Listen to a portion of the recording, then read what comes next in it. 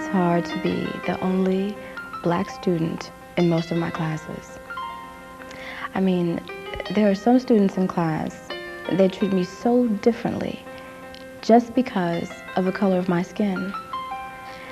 And then there are others, they just ignore me. And I don't know which is worse. I wouldn't say that VU is diverse enough, and I think that that causes a lot of problems. It causes a lot of misunderstandings between people, as it has in the past. People who don't know who I am immediately judge me on the stereotypes they are taught about homosexuals, that they're all flaunting and they're all ranting and they're all raving and they all dress like women and they all wear lipstick and eyeshadow. And that's not true. And that's the problem I have, is when people prejudge me based on what they don't, or what they've been taught, not what they know. To my dismay, I find that there has been little connectedness. People tend to avoid what the real world is. What I would encourage is that different groups really begin to work together to deal with issues, so that faculty, staff, community, and students come together to deal with issues of diversity, and then to look in specific detail at what diversity encompasses. I feel obligated to create a classroom that will not only examine peoples of other cultures, ideas from other cultures, not only learn to tolerate difference, but also to embrace difference and celebrate difference. As we began to put together the ideas for this video, from focus sessions and interviews and class members, fall and spring, we got a clear idea of how to begin, how to use the opinions and information and scenarios, but not a clear idea how to end this video. And then we realized there was no way to end it because there's no end. I decided to do this video because I know what the university's policy is as far as diversifying the campus, but I also know how I'm treated here every day. I just want people to realize how their attitudes and actions affect other people. Because one day you might be the member of an out-group and you won't want to be treated like me. For me, the most important part of this video is showing an appreciation for other people. There are so many fascinating, enjoyable people in this world that getting to know somebody different from you can be one of the best experiences of your life. Creating a diverse campus is a major goal for this university, which can only be achieved if every student is willing to do their part by being diverse in their thoughts, actions, and beliefs. I hope that by making this video, I have been able to demonstrate to you and to myself what diversity is and how it can be achieved. For me, the purpose of this class was simple. It was about understanding ourselves and working toward an understanding of other people. And although the issues we have dealt with were more complex, racism, sexism, ageism, homophobia, all have common elements of oppression. And that's difficult to think about because sometimes it's easier to pick or choose. These people are okay while those people aren't. Truth is, we cannot be free until oppression is eliminated. And while this may seem a bit overwhelming at first, if we follow one simple rule, it's not hard at all. Love your neighbor as yourself. We have no way to end this video, and truthfully, we don't want it to end. Our hope is that we all learn something about each other and how to take action against oppression. Because unless you do something, nothing will happen. Valparaiso University needs you to light the way because, like this video and like each one of us, our campus is a work in progress.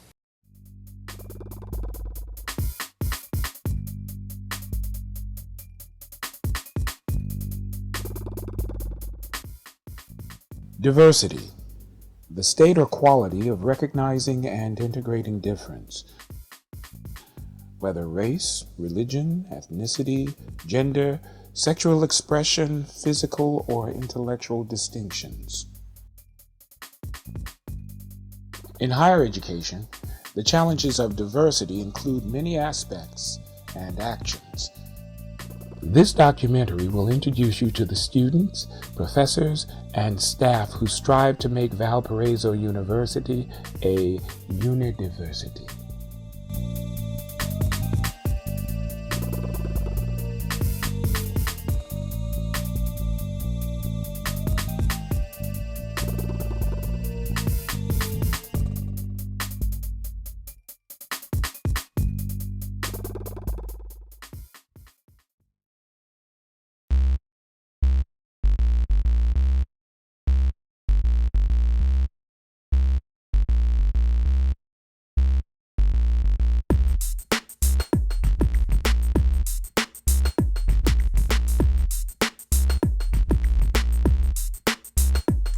Really, diversity is about valuing others despite their difference. It's different individuals valuing each other regardless of skin, identity, talent, or years. D-I-V-E-R-S-I-T-Y.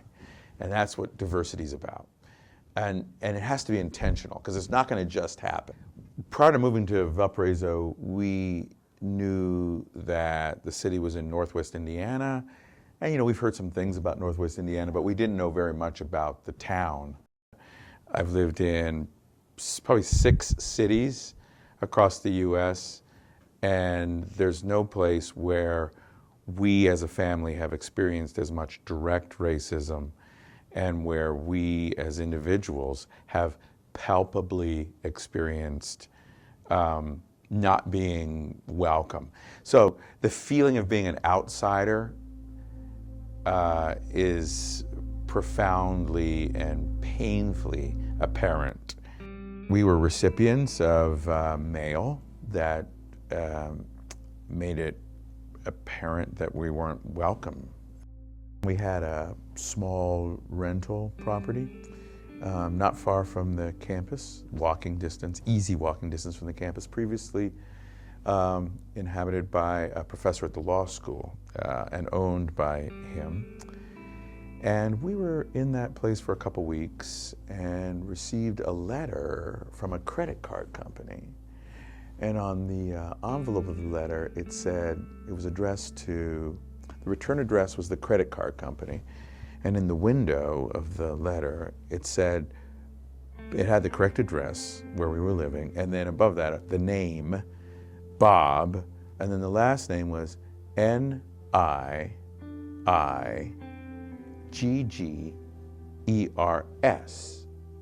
So just that one extra I to kind of throw off any kind of, you know, system to track hate mail.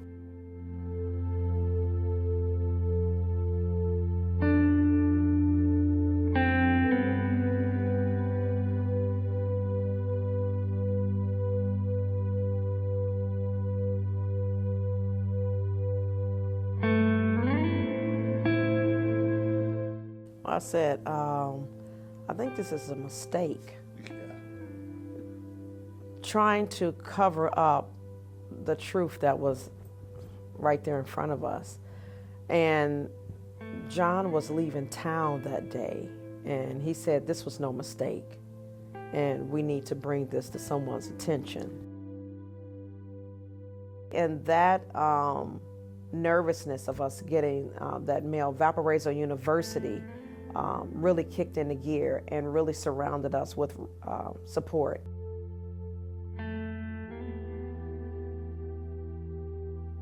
The town is a microcosm of what seems to be brewing in this part of the United States.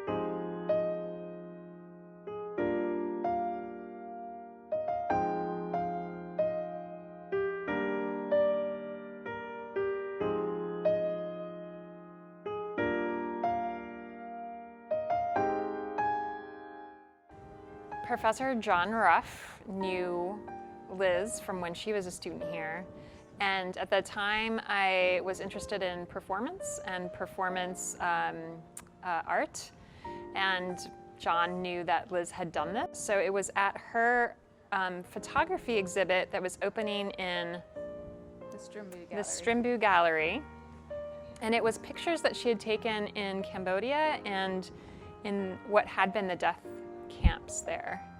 And it was a combination of visual art and text. So I was very struck by the photos and the images and intensely drawn to them. And I'd gone up to introduce myself and say, you know, John Ruff thinks that we should get to know each other, and I'm really impressed with what you've done here. And, you know, can you tell me, like, how do you think about art and image working together? Like, how does this happen? Like, how do you imaginatively think through that? And I have nothing to say. That's not true, but I don't remember what you said. I don't remember what I said because I was just like, oh, who is this person? So I can't, I think I probably wouldn't have remembered my own name. Liz at the time was living in Chicago and working in Chicago, so between commuting and then just staying on top of her schedule, and I was, new tenure track faculty, and I was terrified. So I was doing work a lot to make sure that I was, fulfilling my commitments, and we didn't have that much overlap, but I would invite Liz to things that I was doing at my house. So we stayed in touch. Like, we saw each other like 3 or 4 times. We ended up seeing each other on campus, and Allison re-invited me to that. And so then I came the 3rd week in July or something like that. 5 years ago? 5 years ago? 6 years ago. 6 years ago. And my craft was to bring my video camera and to film the dust bunnies that had collected in the corners of her house. Not at all embarrassing. Yep. That was the first moment that we felt the lightning bolt between us, though. I was crouched down, embarrassed, like, what are you filming? And I think that, it was just that kind of spark that she stayed over that night. We stayed up talking, and then we continued to see each other over that summer, and quickly actually realized we wanted to be together. The culture is different as I'm experiencing my first same-sex relationship, and so I don't have the same triggers in the culture that are making me insecure. I do know there are faculty staff that don't feel comfortable being out, even now. LGBTQ folk who are coming from different cultures and don't know this institution, this particular Valparaiso University culture, are much more timid or wary or hesitant, and make decisions later maybe about being out or not. I think the big thing is as we were advisors to Alliance and people recognized us as being a gay couple, that you end up being a resource, whether you want to be or not. So you get phone calls saying, oh, okay, this prospective student, blah, blah, blah, blah, or in this case, it was someone who was applying for a faculty position at the law school and was in the top choice, top 3 choices or something like that. And so she wanted to talk. She was a gay woman. She wanted to talk to someone here who could talk her through what the institution was like and the town was like. And she was married with kids. And at that time, we didn't have national ability to be married, so it was state by state, and Valparaiso University didn't have partner benefits. So it was really hard to tell her, actually, this fundamental thing that you will need, you won't be able to get.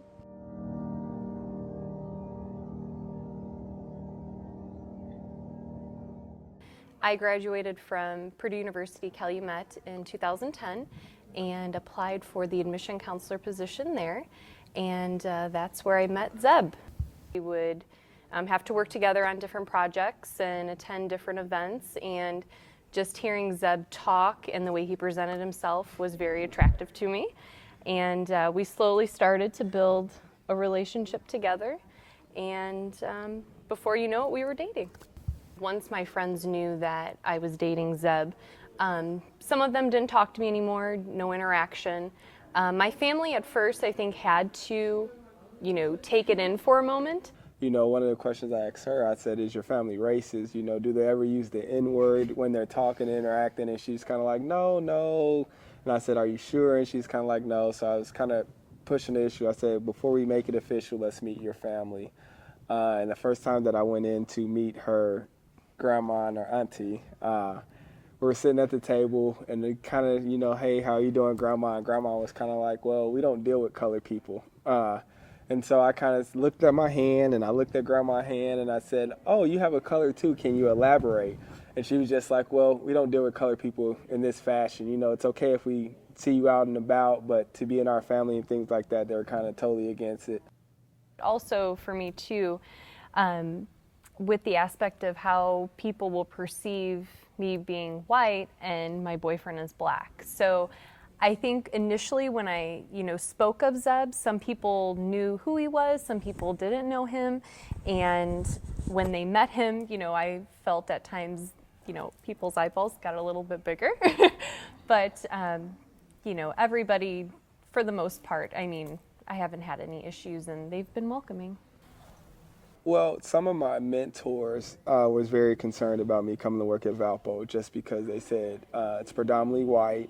There's not a lot of people that look like you out there as smart and intelligent as you are. I don't know if Valparaiso is a place that you want to work. And I just remember thinking to myself, what would it be like if I brought Leslie to a game, or if I brought Leslie on campus and they realized that she was white? Would that make people treat me differently, or how would people feel about that? And that was a big concern of mine. And I remember the first time I came to a game, Charlie Gillespie and Dale Gillespie invited me to the game. And I said, I want to bring Leslie. And they said, that's perfectly fine. The whole way out here, I was thinking in my mind, like, oh my God, how is this going to go? Nobody knows she's white. They're probably expecting her to be black. Surprise! So these are the things that are going on in my head. And so it was just, and she being from the area, she always heard things about Valpo and how it wasn't friendly to blacks and things like that. So she was very concerned as well. Another concern of mine was that we're going to get married because we're engaged and we're going to have a kid one day, like she alluded to. But how do you send your kid to an institution or the K through 12 system when they're not going to see anybody that looks like their father? That's a struggle for me mentally, because I don't think it's fair to my kid to send them to a place where they can never see anybody that looks like me or anybody that's in my immediate family. Of course, they're going to know that they're biracial, that they're a mixed kid because their mother, of course, is Caucasian. But they still should see people that look like their father, and they should see people that look like their mother. And the people that they see should be in all different positions throughout the institution. And I'm not saying that every person of color is going to be the president, but they should be on the board or they should be somewhere teaching. You should never go to any school and it be all one ethnicity. I don't want to send my kids to a school that's all black. I don't want to send them to a school that's all white. There needs to be a mixture, because that's the way our world is made up.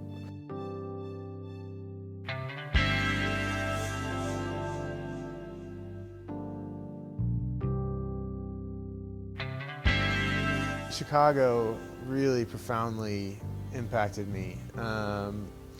Lived first in Hyde Park on the south side of the city, was doing a master's at the University of Chicago.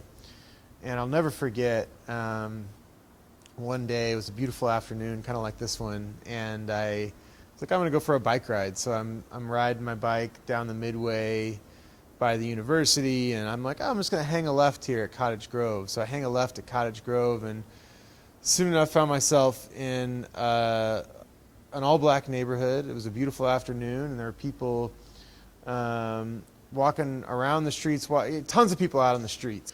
And I was like, why is it that just a very short bike ride from where I live, you can be in a different world? In a world where clearly, these folks have a different set of opportunities and a different set of daily realities that they are dealing with. And so why is that? And why is it that the people in my world seem to be sort of at peace with it? So I really came to this stuff through two different ways, I would say. One is my family life and my son. I have my oldest son, Isaiah, is African American. He came to us as our foster son, and we adopted him a couple years after that. He was 4 when he came to live with us back in 2011. Now he's 8 years old, so he's spent more than half of his life with us. When Isaiah came to be part of our family, we had to start thinking through really carefully, what is his experience going to be like? What is his experience of this neighborhood like? What is his experience of that school like? I remember one of the first days I came to pick him up, one of his friends at school, this preschool kid, said to me, who are you? And I said, oh, I'm Isaiah's dad. And he said, no, you're not. And I said, yeah, I am. What do you mean? He said, well, he's black and you're white. You can't be his dad. So we realized early on, having Isaiah at that school, what a great resource it was to be connected to African American people who could help us to navigate kind of life in a very segregated city as a biracial family. We didn't move to Valparaiso immediately after I got this job, in part because of concerns about what his experience would be like growing up here. And we weren't sure, and we had heard stories of what people had experienced here, and we were wanted to do the right thing by him and for him.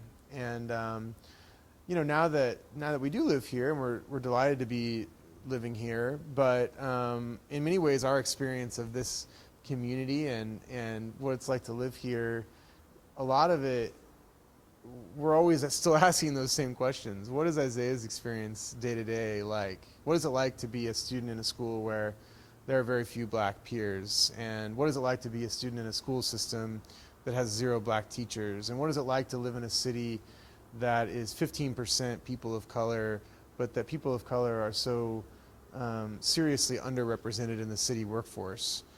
You know, everything we've read about transracial adoption talks about, you know, it's important for kids to be connected to the people that look like them and the culture that they come from. And I'll just be real honest, that's a stretch. It's tough to pull off here. And we're trying to figure it out as we go. How do we connect Isaiah to people who are going to be able to help him to navigate his own identity? So I want to raise my children in an environment where they're going to learn that their brother is just as likely to be the president of the United States as they are, and vice versa, you know. And I think the concern in a community where there is less racial diversity, or where there is racial diversity, but it has not yet produced an outcome where leadership and positions of real power and authority in the community reflect that diversity, I think it can present challenges to young people who are trying to find their way in the world. What kind of world is it that we're living in? I mean, in our community still to this day, it's a world that is dominated by white men in leadership in this city.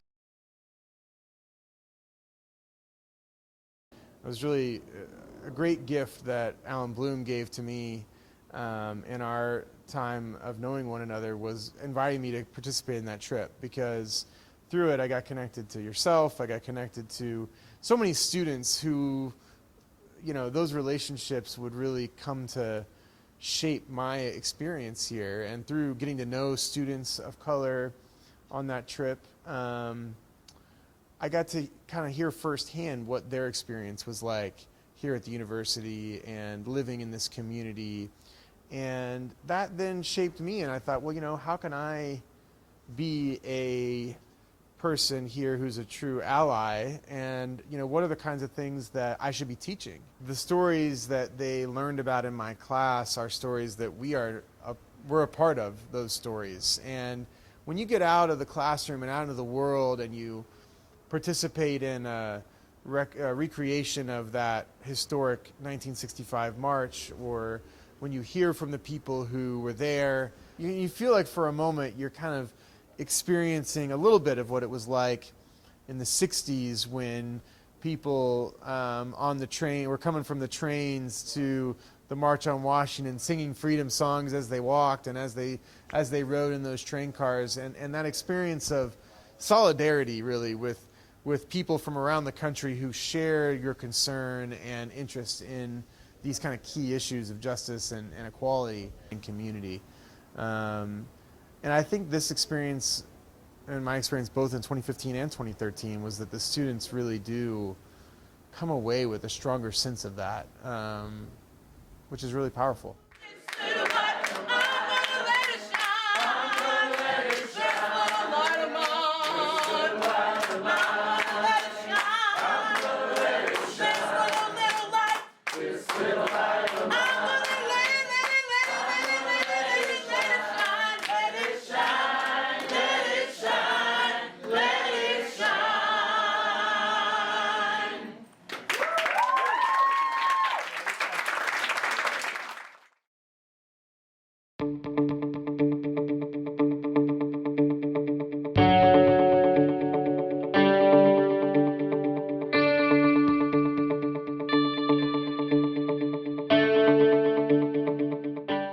work with a charity called They Often Cry Outreach, TOCO.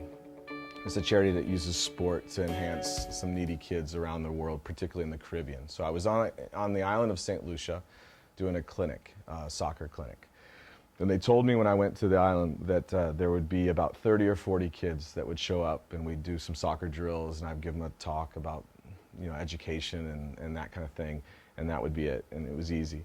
And we get there, and there's probably 500 or 600 kids showed up. They were literally climbing over the fences. It was wonderful, right, the whole thing. And at the very end of the thing, when we're going to leave, I'm looking around, and one of the kids stole my bag. So he took my backpack. So my phone, my passport, my wallet, the whole deal, gone. I wait for about an hour or so, and all of a sudden the police chief comes in, and he brings this kid to me. He's 13 years old. And he says to me, this young man has something to give you, and he hands me my backpack. And as he does, I look down, he's got handcuffs on his wrists. And the police chief says, listen, it's up to you. Do you want to press charges? We'll take him to jail, or how do you want to handle this? All my stuff was there. I said, well, let me just talk to him. So I was on the phone later that night with my wife and explaining to her how the day went. And she just said immediately, she said, you should bring him home, right? That was her initial reaction. And really in that moment, something that we had been talking about kind of in the abstract with adopting, we're like, we should do this, right? So we actually started the process on the island of St. Lucia, not with that one kid, but on that island. We finally get to a point where we get placed with KJ Kasongo. He's from the Democratic Republic of Congo, 4.5 years old. You saw a picture of him. All we knew about him was this one little picture of him and a very basic medical history. He was in an orphanage in Congo. And then our whole world got rocked. He's now 7, and he's starting to come into his own a little bit as a person. And you know, he's recognizing that he's maybe different than us. And he's different than the classroom that he's in. He's different than the town that he lives in. So we're going to keep dealing with all of that stuff as we grow up. And we're certainly, you know, I tell everybody all the time, having a black child in my house doesn't make me a race expert. I certainly don't know all that I need to know. And there's some things that I literally cannot help him with.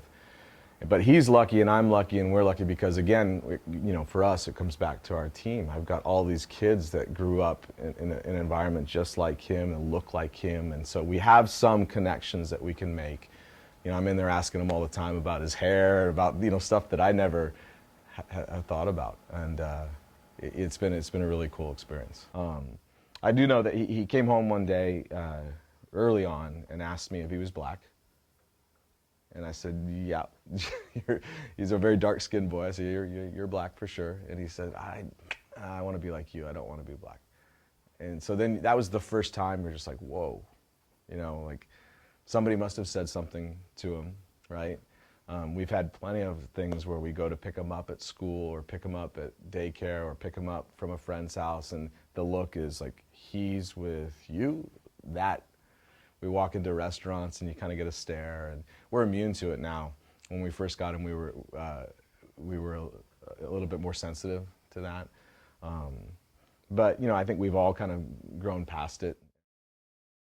You guys don't even realize, I don't think, the impact that you have around campus and around this community just by being who you are. I mean, we live in here, and we're comfortable in our own skin, and we're comfortable in our own team, and we don't even really see this stuff anymore in terms of our diversity and our uniqueness. But we certainly represent it when we go off of this little comfort zone in here. And it's just like the game. It's why our team is perfect for it in some ways, because each of you brings something special to the team from wherever you came from. Whatever your physical capacity is, whatever your background is, whatever your strengths are as a player, each one of you brings something special to the team. We can't go off and fight battles on our own. We can't fight amongst ourselves. We have to stick together through the tough times. We handle that kind of business, and we let our gifts out, and we work together as a group. Nothing can stop us. Absolutely nothing can stop us. All right, let's do it. Let's go. Let's go. We were on the road, and we were playing a game, and one of the players in our team was referred to in a racial slur. He was called a monkey by somebody on the other team. How are we going to respond when these kind of things come up? Because that was the interesting part of it. I was intrigued and in some ways, in an ironic way, touched at the reaction of everybody on the team, myself, my staff, all of the players wanted to stand up for their brother, their teammate that was being offended. 6 months later, in a spring game up in a different place against a different opponent, and all of a sudden one of our Hispanic players gets called a name by somebody and actually gets spit on by a player from another team.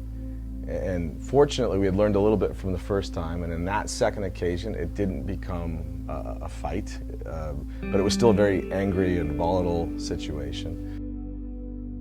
And so we just started, the idea was real simple. It was like we were just taking pictures of ourselves, all together, always with Valparaiso represented. And it was, you know, white, black, Asian, Hispanic, whatever it was, all together, arms around each other, obviously in poses that show that they really like each other, because they do, they're a close-knit group. And we just started sharing those out through social media, and we just said, look, here we are, we're different, but we also represent you, we're one Valpo. And it wasn't really thought out, it was just us saying, look, let's at least put our energy into something that we feel good about, and we just started sharing these images. And then real quickly we started getting responses, you know, likes and follows and shares of what we were putting out, and giving voice to other people that were feeling maybe the same way, and pretty soon it just started to grow. This One Valpo idea started to grow. I worked with men's soccer team on their One Valpo idea that they had. I thought it was a great idea. I was behind it 100%, told Coach Avery, whatever you needed, let me know and I will help you. You look at men's soccer, they're the epitome of what diverse is on campus. They have domestic minorities, they have international minorities, and it's really, it's like easy to say this, but they don't even see themselves as, that's a Jamaican player, that's a guy from France. They're all brothers, and working with them so much, you really get to see that. So I see that, and I'm thinking that is diversity. That is what it should be. I think my perspective on diversity here at Valpo is completely different than someone else who's not in marketing. You know, I work in marketing, and so for athletics, I'm not of the mind that I'm just going to promote a student athlete because they're a minority. I'm promoting the best student athletes, because our audience is going to know right away whether I'm promoting someone because they're a minority or because they're actually a good student or student athlete. But I also see the other side of it, working in marketing for the university, that I like to call it stage diversity. It's just what, hey, we want to get this photo on this brochure, or we want to put these students in this order on this video because we want to show that we have Black students, we have Latino students, we have white students, Asian students. The fact that you have to push so hard that you have diversity and you're doing all this stuff to try to promote how diverse of a campus you are you really that diverse? I remember one time seeing on a wall, it was talking about what they want to promote, and it said people of color, and I thought, now you have to write that down on a board to say that we need to promote people of color. Now to me, that's just not that's not right, So you ask me what I see about it. I see everything. I see that there is some stuff that is genuine on campus, being diverse. You're going to have some of that when you just have minorities on campus and people of different backgrounds. But then I also see the other side of it, which is you're trying too hard to be diverse. So I think as the city itself gets more diverse and more accepting of minorities and people of different backgrounds, I think the university is going to have an easier time doing that, because then you're going to have stuff that caters to those other students that, maybe now they don't have to go somewhere to get their hair cut. They can get it done in Valpo. I don't have to drive to, Lake County to go get Mexican food or go to Mexican stores because they're in Valpo. So again, that's stuff that I've seen over the years that I think is just, that will help the campus itself.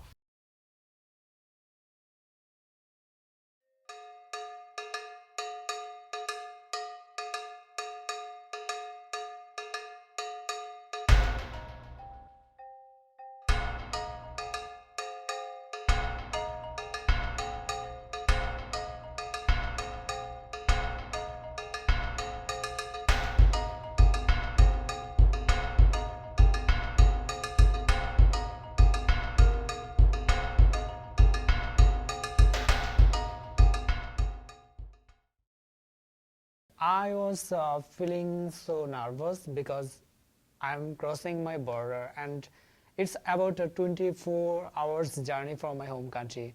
And I was also feeling anxious about the environment of this institution because I am now competing in the international platform now, because previously I was competing in the domestic platform.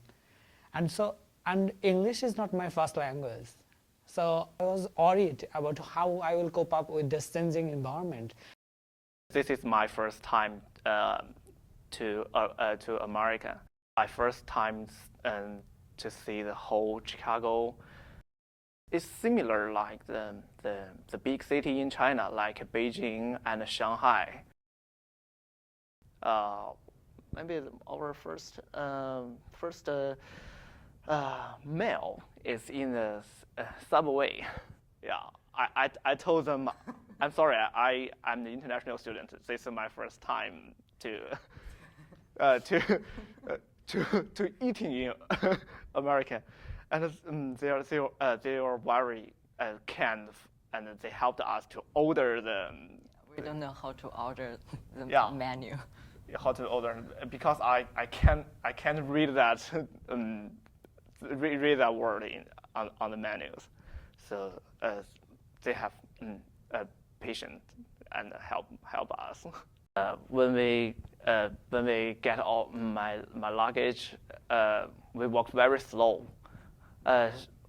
Suddenly, a big truck, stop close to us, and an old can man get on the truck, and he want to help us, and he help us to pick our luggage to our apartment. Yeah.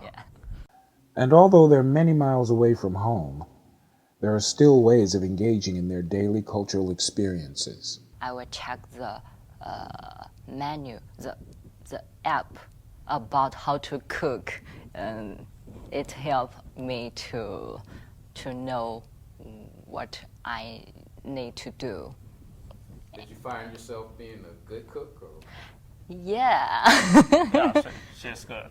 Yeah, the big problem maybe is the material. Yes, the material is different from China.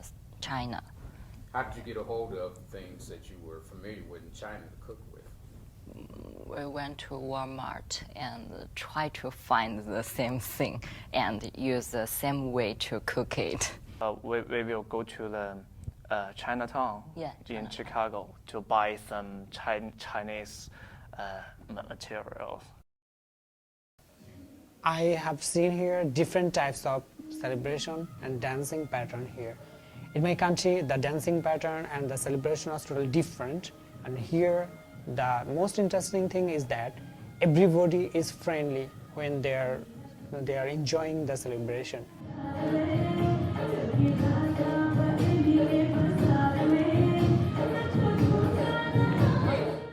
I sang last year, and we also danced. So it's a whole different experience. It's not always you dance with or sing with your friends. Sometimes different people come with you. Sometimes you have to ask people to do it with you. So you have to be very patient with that. And then again, you meet new people, and you just have to be very open to new cultures.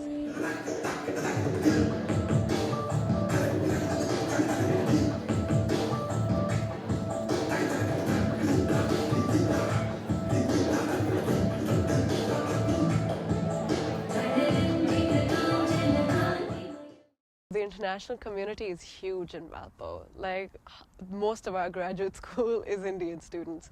So Valpo is very welcoming of international students, and in the coming years, I'm sure they will be more welcoming. I think that's another reminder that, hey, you're not alone. We're here for you, and we all can get together and do something or the other all the time. So we have that.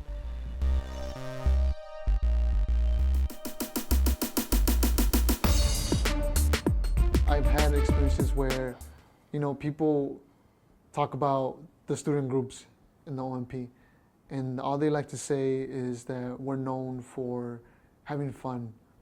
And you want to get educated on Latinos, you go to Live. You want to get educated on black students, you go to Black Student Organization, etc. When in reality, it's more than that, and that intersectionality that we have with each other, with the different organizations that we have on campus. So it's more than just learning about what being a Latino is. It's how does my race play in action with, or share commonalities with, a Black student, an Asian student. Latinos in Valparaiso for Excellence, a student organization where people get empowered to pursue higher education after a bachelor's degree. It's an organization where they can provide service. It's an organization that you can get resources like scholarships, internships. Not exclusively for Latinos, but our main focus would be Latino engagement.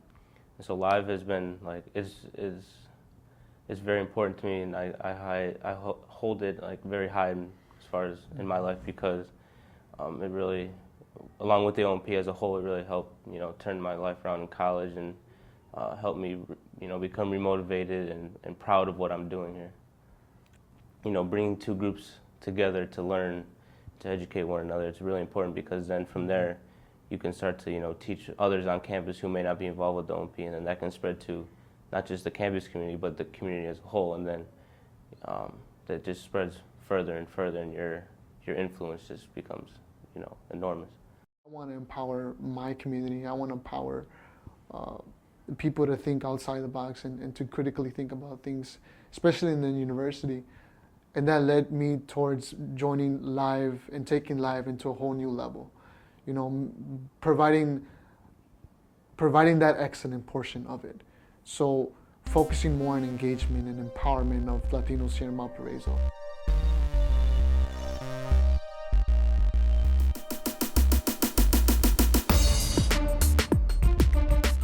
When I first started, we were called Asian American Association, and it seemed a little bit more inclusive. Like you have to be Asian or Asian American just to be in a group. So that's why we had the name change to Asian American and Pacific Islander Coalition, so that we're not just focusing on Asian Americans, but like the different demographics from that region of Asia. We try to reach out to as many people as we can, and we even advertise ourselves as, oh, it's not only for Asian Americans, it's not only for Asians, it's not only for us, it's for anyone who appreciates Asian culture, who wants to get involved and try to educate campus. We have a domestic perspective where people who are of Asian descent have lived in America for all their lives, and they hear about all the stories about their families and what they do, and we try to incorporate that. So there is an international aspect to it, and in a way that we're taking this culture and bringing it here, but also like there's a domestic perspective where our experiences is shaped around what our parents say and what they do at home, and how we do it based on like how they learn in their culture and how they got passed on to us. They definitely perceive us as a very welcoming organization, and we try not to have a negative organization. Like I tell my e-board members that you just don't represent AAPIC, you also represent the OMP, Valparaiso University, and you have to represent where your background is from, so your family. So that's why we try to have a positive image of ourselves. I came to Valpo because it was close to home, and because the campus, it looked friendly.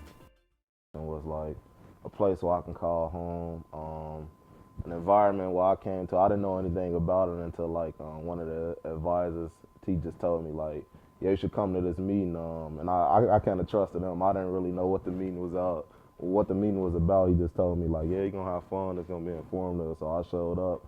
That was like one of the first times I was in a room where everybody kind of looked like me on Valpo, and I know that kind of felt good. So like after that, like just coming to that room, that environment where like I can be around a bunch of people like twice a month that looked like me, it kind of felt good. It kind of like made me feel like I was back at home in Chicago. at the meetings we try to include them. We don't try to just talk about like all black things. We try to say, oh, what do you feel? How do you feel about this situation? We try to include that person and show that we actually care about what they got to say. My freshman year, I wasn't really involved. Like, I came to different meetings, I did different things, but I didn't really like talk to many people. But sophomore year, I became an RA, and I was like, oh, let me turn into this social butterfly. And so I started being more involved with the OMP, and I just wanted to do more things. And it was like my home away from home. Valpo does not have chapters physically here at the university for minorities, African Americans, to pledge. That is a big turnoff for a lot of the minority students. People of color might not want to join like the white frats here on campus. With the help of the staff of the Office of Multicultural Programs, students instead established separate male and female culturally sensitive support groups. Women of Worth is more so of a social group, in that it's a support group for all women. We Matter Too, while we are trying to build a sisterhood, we're doing that through community service, and we're not so much social in that we're going to do more in the community with service opportunities. And that's how we want to build leaders and become a sisterhood and empower each other. We met a few times last year, but we just made it official this year, and it's called Male Empowerment. And so like basically it's just getting a group of guys together. We're trying to bump it up to about 50 guys where like we all hold each other accountable. We're trying to be my brother's keeper. We're trying to look out for one another, push each other, do good in class, do good in society, and become leaders. I would say having a presence on campus is very important for prospective students because even though I didn't find the actual organization until like a few months after we started school, I knew that we had one, and that's something I looked into when I was looking up schools. I searched out on the school website just to make sure there is a group of people who are like understanding like and just like who are advocating for the LGBTQ community. I think that's very important to make sure that we are here and we are having presence, saying that like Valpo cares about the community. And in that sense, when people see us, I hope they see us as a group of students who are supporting, educating, and advocating for the LGBTQ community. That's our mission statement, to support, educate, and advocate for the LGBTQ plus community on campus. And and we do that all sorts of ways. We support in our general meetings and like during social events. We have educational events all year long. And we've also done a lot of advocacy for the queer community on campus. I helped organize Valpo's first ever drag show. Yeah, which, I mean, a lot of us had talked about like as something we wanted to do in the past. We just never thought it could ever happen at a place like Valpo. But then the union reached out to us, the Sahara Union, and they're like, hey, y'all want to do a drag show? And we're like, yes. And then since I was basically the only person who knew anything about drag, like I was in charge of putting the whole thing together. Oh, it was amazing. Because like, it was a very liberating event, like, because it, instead of just being like, we are the queer community on campus, we were able to like scream it and celebrate it in like this way that was much larger than we had ever done before. And we had so many people there and they were so receptive. Yeah, I think that's the biggest thing for me is the attendance. That was insane. I thought that was awesome. There were people standing in the hallway just to get a glance at the stage. I thought that was awesome. Yeah, I think there were like 140 seats, but then we had people standing around the back, sitting in the front. It was packed. When you're in class and you have to pee, what do you do? Where do you go? Maybe you excuse yourself and find the nearest toilet, or maybe you wait till class ends and stop somewhere convenient just to let it out. For me, it's not that easy.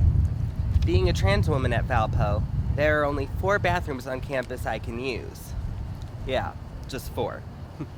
There's one in the ASB, 2 in the Union, and the one in my apartment in Uptown. I don't feel comfortable using men's bathrooms, of course, because I'm not one. And the administration isn't very comfortable with me using a woman's bathroom because to them I'm not quite a woman. So when I have to pee, I have to find one of the 3 family bathrooms on campus, or the one in my apartment where I'm the only one who uses it. Speaking out and defending themselves isn't an option either. I'm lucky to have been born straight, or predominantly so. Hey, shit happens. Because I once overheard my dad say that if I were a dyke, I wouldn't be allowed to live in his house. And while that upset me and still weighs on my mind, I am straight and I don't have to worry about hiding anything. But other people do. And if members of the LGBT community can hold their heads up and be proud of who they are, and despite the dirty looks they might get or the whispers they might hear behind their backs, then the least I could do is look scary for one day and not bitch about it.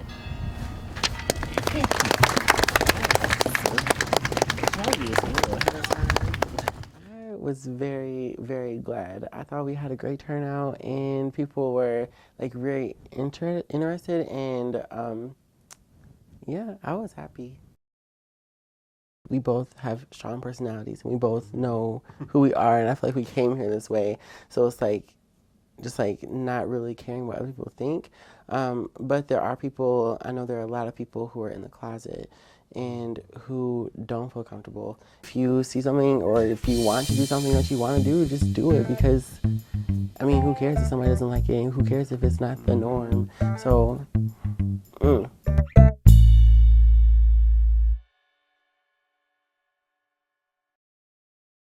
Sometimes you go to interview for a job, and if they automatically see that I'm brown, they might have their own prejudices about me, and that may affect the way that they're thinking about me throughout the whole course of the interview, regardless of my level of vocabulary, my level of experience, whatever. Oftentimes in VU that we ignore or not talk about, you know, the different stereotypes, privileges, classism, racism that happens on campus on a daily basis, even if it's like little, like microaggressions. And that's why I wanted to make that event, so that we could pull in all the organization's efforts into one, so that it shows us that we're united, and that it shows us that like that we're open to the different types of discussions, and you know, we're going to be welcoming about it if we do it in a proper manner. And you know, I wanted to start the discussion about, you know, like should we judge someone, and then start the discussions on the different stereotypes, the different microaggressions, all that's happening on campus, so that, you know, like people start talking about it instead of just ignoring it and push it off to the side. It was like one of the first times we all worked together professionally, so it kind of felt good that we can all have fun together, but like when it's time to take care of business and get serious, like we can all do that together, so we can work socially, we can work professionally. It's good that we actually know people from different cultures, and we can get to see the world from their point of view. We're trying to build a community where it's accepting, and you wouldn't be so accepting if you don't actually go for your word and say, yeah, we're diverse because we have this office. You should expand on that. You should say we're diverse because we have a group of students that have a lot to offer, who are not only involved with the office, but also do great academically.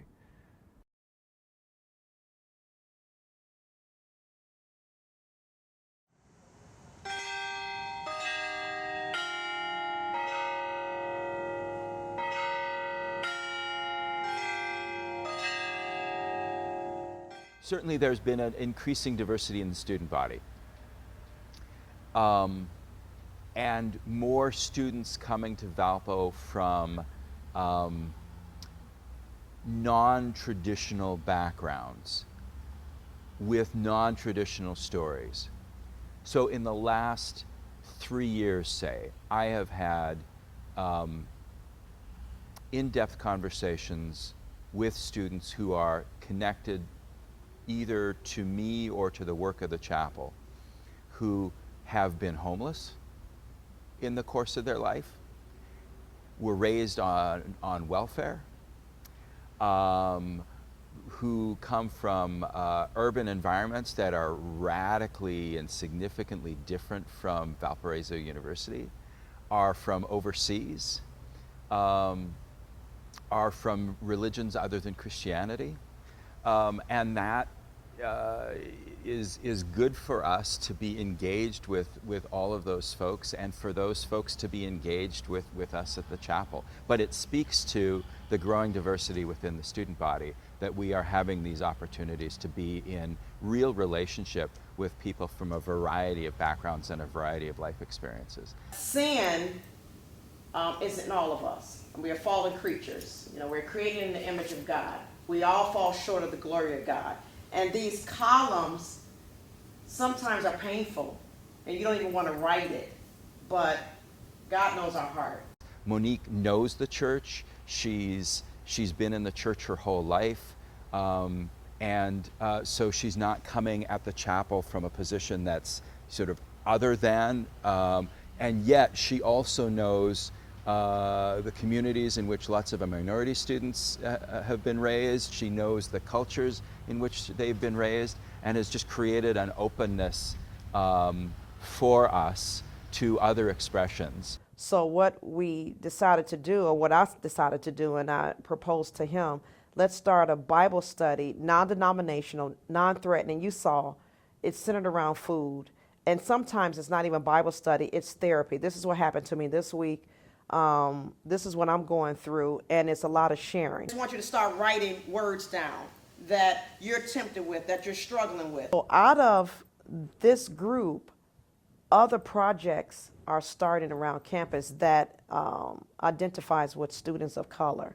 So it is a multicultural Bible study, but it really caters to students that are yearning for something they got at home, whether it's Church of God in Christ, Baptist, Catholic, Lutheran, non-denominational, where they can come together and say, I remember this Kirk Franklin song, can we play that again? And to some that's walking past, it will look like, what is going on in there? But that's feeding to their culture and worship. So that's how I got started. In the time that I've been at the chapel, we have gone from exclusively English speakers, almost exclusively white, maybe even exclusively white, to students who are actively involved at the chapel, on chapel staff, regularly around the chapel, for whom their first language is not English, who are African American, Mexican, Indian, from Mongolia, I mean a variety of places around the world, and various cultures within the United States. But in terms of the desire to be connected, and the desire to be welcomed, and the desire to be honored and respected and greeted, I think that that's has continued to be a consistent feature in the life of students. But it signals to other students that there is a place of welcome for them here. And you know, it's good to walk in the door and see someone who looks like you, or understands your culture, or at least is aware of the circumstances of being here at Valparaiso University. So you came here, you were a black female on campus. What did it feel like? Honestly, at first, I didn't really realize that many differences until my actual first day of class. I think you don't realize the differences until you step to a class, and then most of my classes, I realized, oh, I'm the only black female in here. And then when you go around and where are you from? And I'm from Gary, Indiana, and we all know the stereotypes that people have on Gary. So one girl actually asked me, like, had I ever been shot before? And oh, it must be a pretty tough city, and etc. So it makes you feel like, okay, these people really don't know you. So then you get that pressure of you have to kind of stand up for not only your race, but the place where you're from, so people realize the stereotypes and statistics aren't the truth. When the topic of African American culture pops up, I just sit there and I just wait for somebody to say some type of ignorant answer, because it's always going to happen. They're going to have a certain opinion or something like that, and then they always look at you. You know, all eyes are on you when this topic comes up, to see, for you to speak upon the whole African American community. Like, I am the person you go to to ask about the whole minority population on this campus. So, yeah. It's overwhelming sometimes when like you're just the only colored person there. And I think it's interesting how people, so I get this feeling a lot that just because you're a person of color of a certain descent, suddenly that makes you an expert of everything that has to do. So people ask me, oh, I've got a question about China. I'm like, I don't know. Or I got a question about Japan. You know anything? Carl, you're Asian. You know anything about that? And not even students, but even like professors will ask me, hey, Carl, you're Asian. I'm sure you'll enjoy this or something. I'll be like, oh, sure. We get a lot of students that might be from areas that don't have a lot of diversity. They're not used to interacting with people of different faiths, different cultures, different walks of life. And every college sees it as an opportunity to give those students that kind of an experience. And Valpo, they might recognize, we might not be as diverse, as people that come from like areas that we've come from, and they're trying to do so. There's opportunity there for students to get involved if they want to. That's any student on Valparaiso University's campus. Again, it's about taking the initiative and doing so, and then diving in 100% and not just 50%, not 75%, but you have to put your all into it. You'll have those people who will go against what we're trying to do, who will see it in the different way, and I believe it's our job to try to convince those people that what we're doing is for the best for the university, and what we're doing here is good. We do a good job at initially inviting people to join us here at campus. It's just making it more inclusive in general and to find ways to cross those barriers. And I think that would make us a better school overall. No one person can know everything that goes on and really appreciate, all the work that different students are doing, because there's just so much. But being in Student Senate, you can see a glimpse of a whole lot that is going on because of the different students that are involved and that come to us. I feel like there's certain individuals and groups that are very conservative, and they don't like to see change, and they see all this. They see like an increased enrollment of colored individuals on campus, and they're gonna complain about it. We can only do so much. I mean, there's others that have to be willing to get on board with us and educate themselves on what the issues actually are and what needs to be done to make a difference or to change things. And if you look at the numbers, we know that right now we're most successful at diversifying the student body. We've been much less successful with the faculty, and we have been less successful with the staff, and certainly also with the higher administration. We've got work to do at just the level of recruiting diverse talent into the institution, especially on the employee side. It's not just about getting people here, because it's one thing to hire somebody, and it's another thing to make sure that this is a place where they want to stay. And so I think we have work to do on that front too, at both the level of I think our retention at the student level is okay. But I think we still have work to do at the level of on the employee side in terms of making people feel like this is a place that they want to be. There's no question diversity is happening to us. Diversity is happening to the nation. Diversity is happening globally. So then, since it's happening, we need to figure out what does that mean in terms of the kind of environment that we create and the kind of infrastructure that supports it. Most of the residence halls on campus have community bathrooms. And when you're transgender, using a community bathroom is not safe. It's not comfortable. It's just a horrible experience. So they really need to work on something for trans students so they can live with someone who they're comfortable with. I'll steal a line from the One Valpo promise, because for me that's kind of what it all comes down to, is that together we are more than we are alone. In my little world of my team and my locker room and my family, that as we've gotten more diverse, we've become better. And so I think my experience says that the more diverse we become, the better we get. And I think that would be true if we expanded it outward. My thing with diversity is pushing for inclusion. We need to encourage people to step outside of their comfort zones and encourage them to go and meet other people, because having that diversity here means nothing if those people aren't aware of it, or if they don't acknowledge it, if they don't learn from it. And so I just find it kind of funny how they preach, diversity, we embrace it, we celebrate it, but then when you step on foot on campus, you don't really see them putting, supporting what they're actually preaching to people, and I think that has to change. Valparaiso University has done a 100% great job at diversity. We're about 10% as far as integration.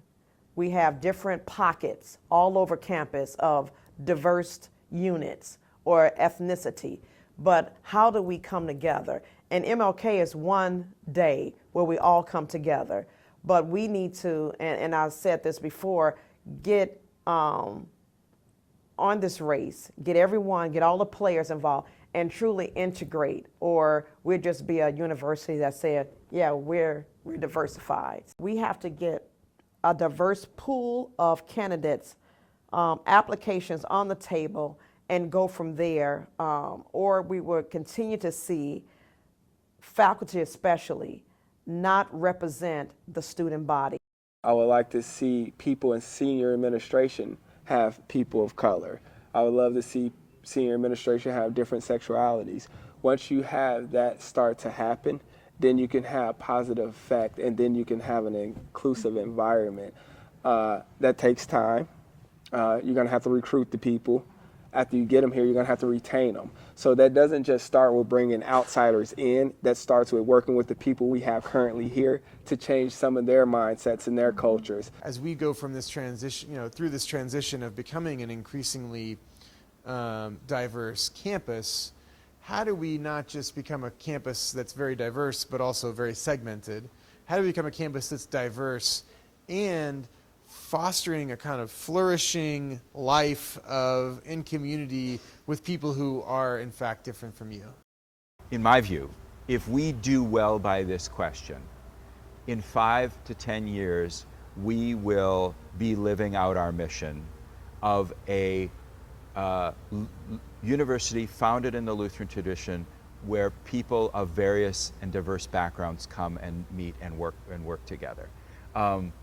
And we will have not lost sight of any of those things, and we will have figured out not only how to think about the fact that the Lutheran Christian identity of this institution is an asset toward diversity, but we will have, I think, maybe equally critical, if not more critical, we will have figured out how to communicate that in a convincing way to people who share none of the antecedent ideas that contribute to that vision. I think Valparaiso is well positioned, the university is well positioned to be a leader, and I think that continuing commitment and continuing investment and continuing intentionality will get us there. I think that Valparaiso is surrounded by kind of an atmosphere of people have to help people, and that's how things get done. And in order for anything really to happen, students need to start becoming actively involved, and I don't know that I've seen that to this point. There's still people who are scared, and it's fear and ignorance, and it's fear of the unknown. And by having more people out, I feel that everyone will then get a chance to meet someone, and you dispel the fear, and you dispel all of you dispel the problems and the ignorance that they have, and you're trying to educate them, I think. The challenges of diversity at Valpo continue. Although improvements have been made over the past 22 years, there's hope Valpo will truly become a UNIDIVERSITY.